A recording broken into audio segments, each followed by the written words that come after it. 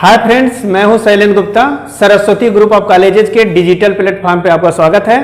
आज हम लोग पढ़ेंगे बीएससी फर्स्ट ईयर केमिस्ट्री में ऑर्गेनिक केमिस्ट्री जो कि सेकंड पेपर है, उसका एक chapter mechanism of organic reaction.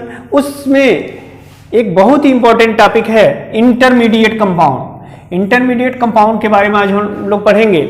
यह कंपाउंड जो इंटरमीडिएट कंपाउंड होता है वैसे कई प्रकार के होते हैं, जिनमें कार्बोकैटायन है, कार्बन आयन है, फ्री रेडिकल है, कार्बिन, नाइट्रीन, बेंजाइन।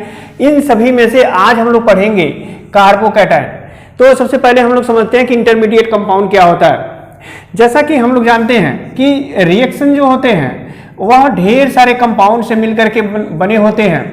यदि यह जो कंपाउंड होता है रिएक्शन से रिएक्टेंट से जब यह प्रोडक्ट में फॉर्मेशन होता है, रिएक्टेंट से प्रोडक्ट का फॉर्मेशन करता है, तो जो हमारे रिएक्टेंट और अटैकिंग रिएजेंट होते हैं वह अपने को पहले बाइफरकेट करते हैं आयन के फॉर्म में। यही जो आयन के फॉर्म में बाइफरकेट करते हैं, तो ये जो आयन होते हैं ये बहुत ही रिएक्टिव होते हैं और इन्हीं कंपाउंड्स को हम इंटरमीडिएट कंपाउंड्स कहते हैं। तो इनमें आज हम लोग पढ़ेंगे सबसे पहले कार्बोकैटायन। आज हम लोग पढ़ेंगे कार्बोकैटायन। तो आइए देखते हैं कार्बोकैटायन। कार्बोकैटायन के बारे में पढ़ेंगे। जैसा कि आप लोग जानते हैं कि जो रिएक्शन है वह दो तरह से उसका फ्यूजन होता है। एक होमोलिटिक फ्यूजन होता है, एक हेटेरोलिटिक फ्यूजन होता है। तो एक एग्जांपल हम लोग देखते हैं। जैसे एक कंपाउंड है AB, यदि यह कोवैलेंट बांड से जुड़ा हुआ है, यदि यह जो बांड है यह कोवैलेंट बांड है और यहां पे हेटेरोलिटिक फ्यूजन हो रहा है, हेटेरोलिटिक फ्यूजन हो रहा है, तो यह जो बॉन्डिंग इलेक्ट्रॉन है यह इलेक्ट्रॉन हायर इलेक्ट्रोनेगेटिव की तरफ चला जाएगा। तो हमें इस तरह से प्रोडक्ट का फॉर्मेशन मिलेगा A+B नेगेटिव। अब यहां पे A जो प्लस होगा यह इलेक्ट्रोफाइल होगा और यह जो होगा निगेटिव जो पार्ट है यह न्यूक्लियोफाइल होगा।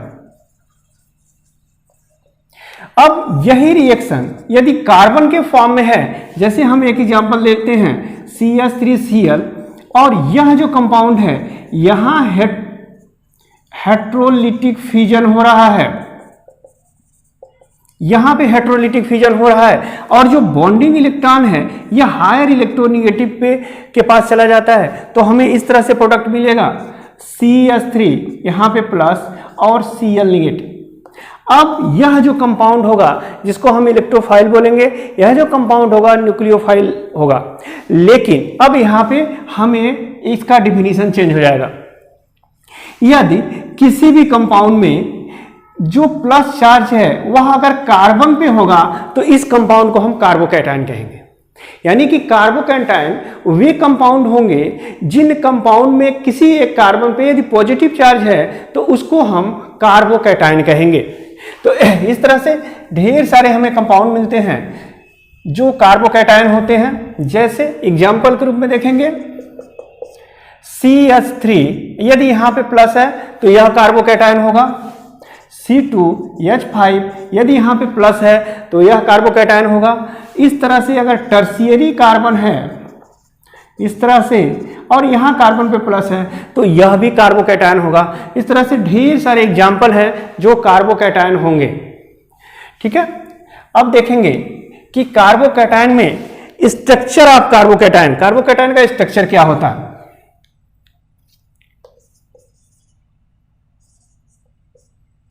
स्ट्रक्चर ऑफ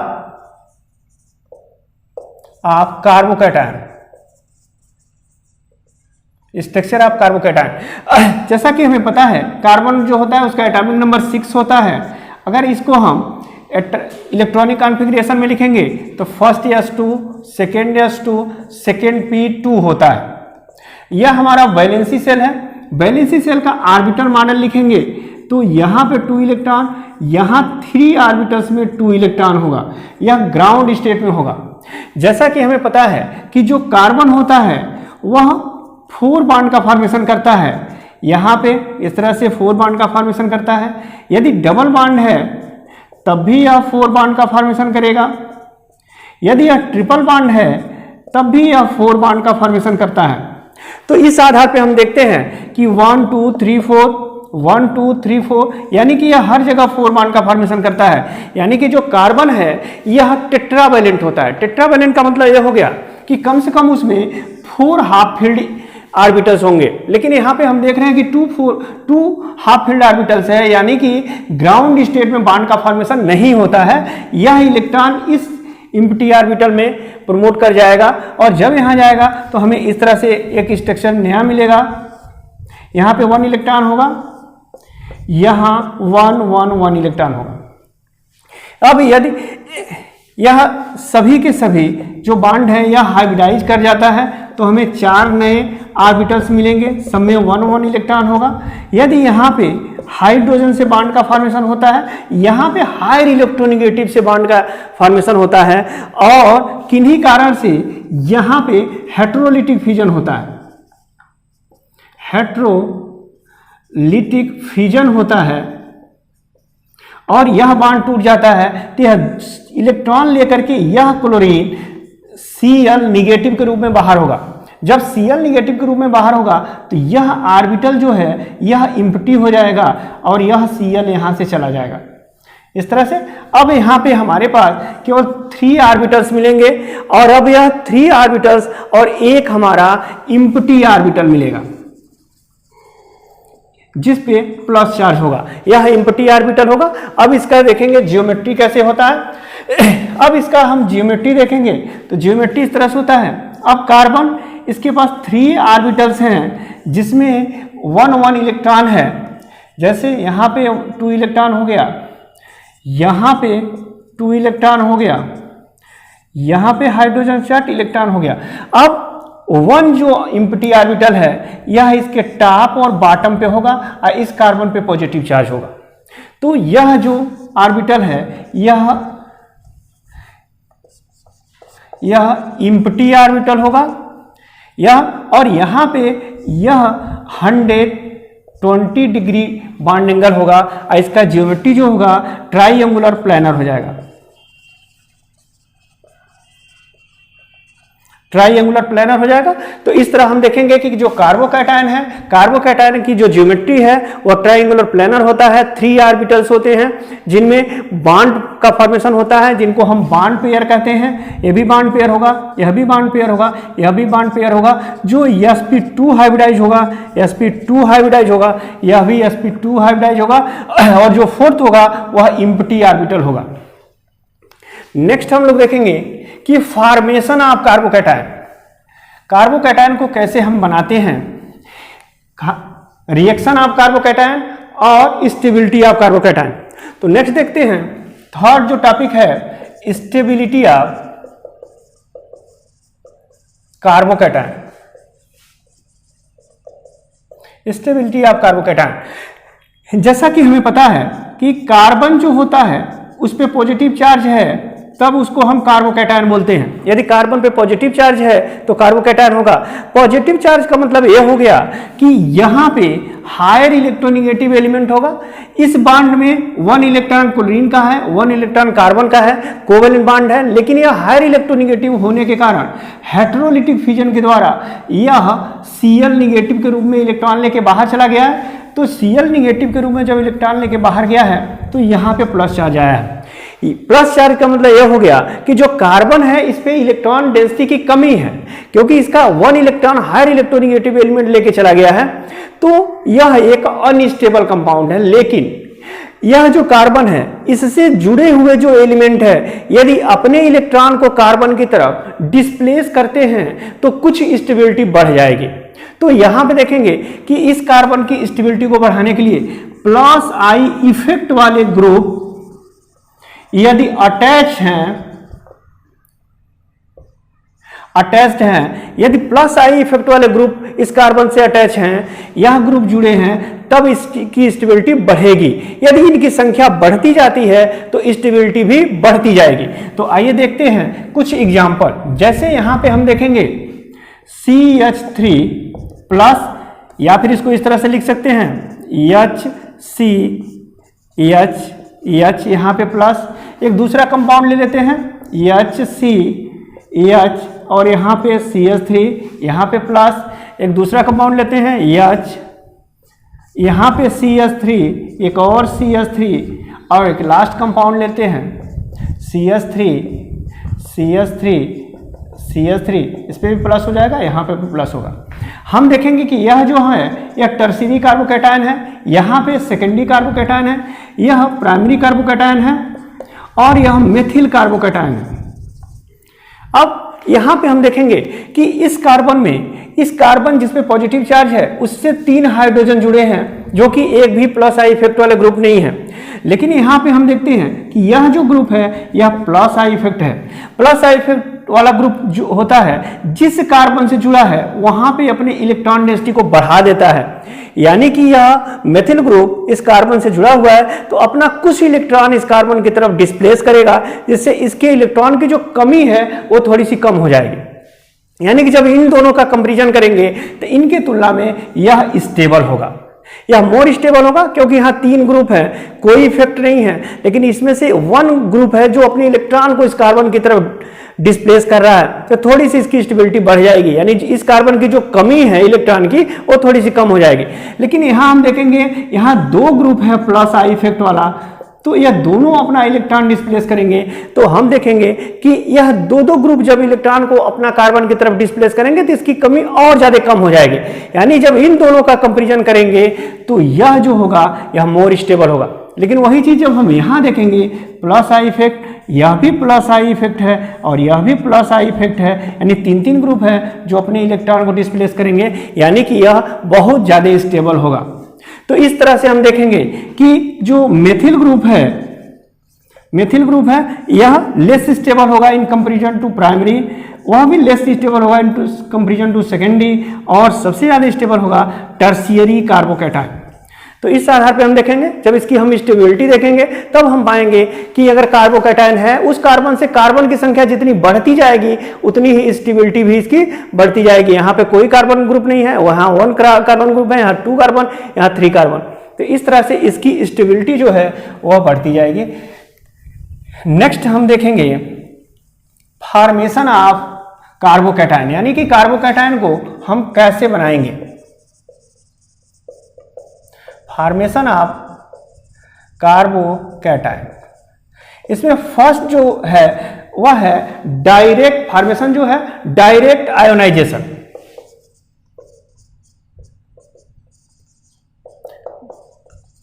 डायरेक्ट आयोनाइजेशन में जैसे कि हम कोई भी ग्रुप ले लेते हैं, एक कार्बन हो और उससे एक हाइड्रोजन जुड़ा हो, जैसे कि मान लीजिए अल्किल हैलाइड हो, यदि यहाँ पे हम डायरेक्ट हेट्रोलिटिक फ्यूजन होता है, हेट्रोलिटिक फ्यूजन हो रहा है,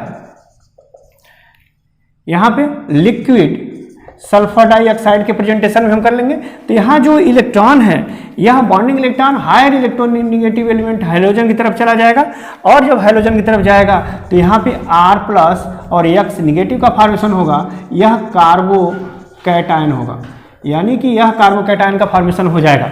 तो इस तरह से हम देखेंगे कि डायरेक्ट आयोनाइजेशन से भी हो सकता है, या फिर सेकेंड हम देखेंगे, second preparation protonation of alkyne,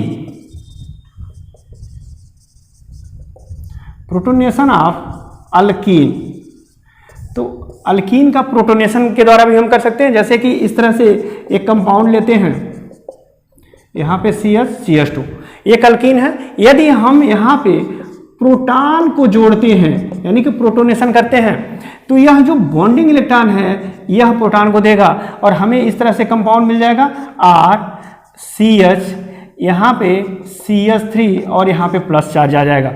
तो इस तरह देखेंगे तो ये यहाँ पे सेकेंडरी कार्बोकैटायन का फॉर्मेशन होगा और एक न्यूट्रल मॉलिक्यूल से कार्बोकैटायन का फॉर्मेशन हो जाएगा। थर्ड देखेंगे protonation of alcohol, protonation of alcohol के थ्रू भी हम इसको बना सकते हैं, प्रोटोनेशन ऑफ अल्कोहल के द्वारा भी इसको हम बना लेंगे।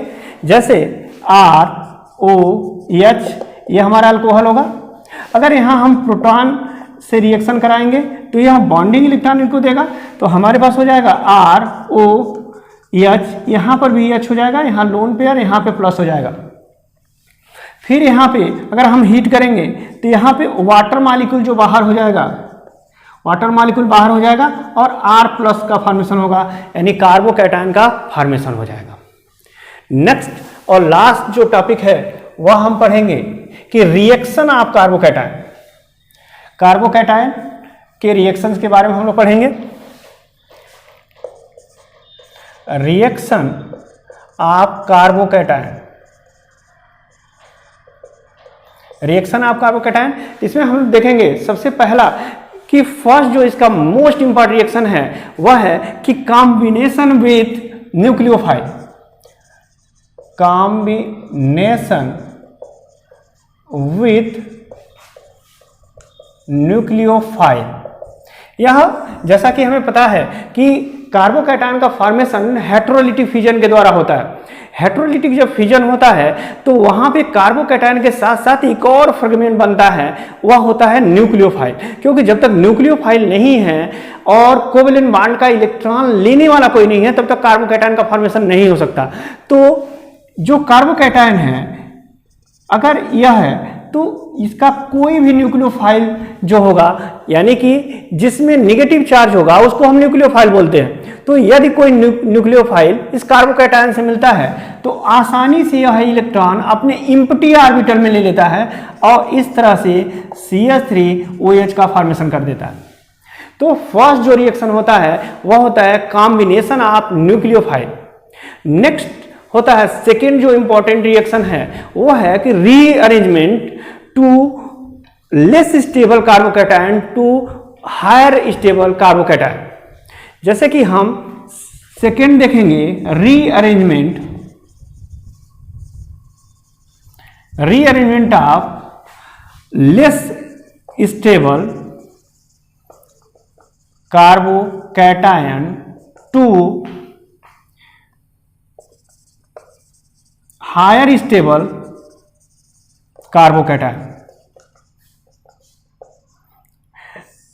लेस स्टेबल से हायर स्टेबल कार्बोकैटायन में यह परिवर्तित करता है। जैसे कि हम देखते हैं इस तरह से अगर एक कंपाउंड हो CH3 CH2 CH2 प्लस, अब यहां पे देखेंगे कि यहां पे यह प्राइमरी कार्बोकैटायन है क्योंकि जिस कार्बन पे प्लस है उससे सिर्फ 1 कार्बन जुड़ा हुआ है, इसलिए यह प्राइमरी कार्बोकैटायन है। इसको हम इस तरह से लिख सकते हैं, यहां पे हाइड्रोजन हो।